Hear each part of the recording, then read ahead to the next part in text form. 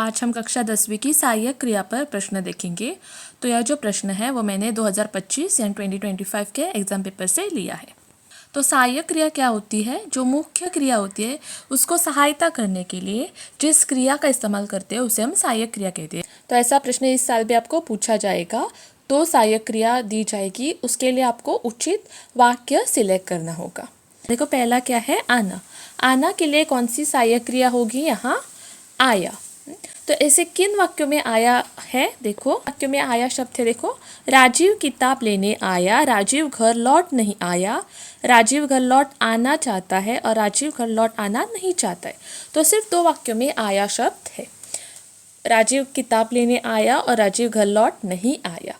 तो मैंने क्या कहा था, सहायक क्रिया जो है उसके आगे एक मुख्य क्रिया होनी चाहिए। तो किस वाक्य में यहाँ मुख्य क्रिया है? यहाँ देखो, आया दो वाक्यों में है, राजीव किताब लेने आया और राजीव घर लौट नहीं आया।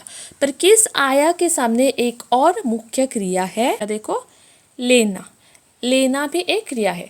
तो राजीव किताब लेने आया, तो यह सही वाक्य है।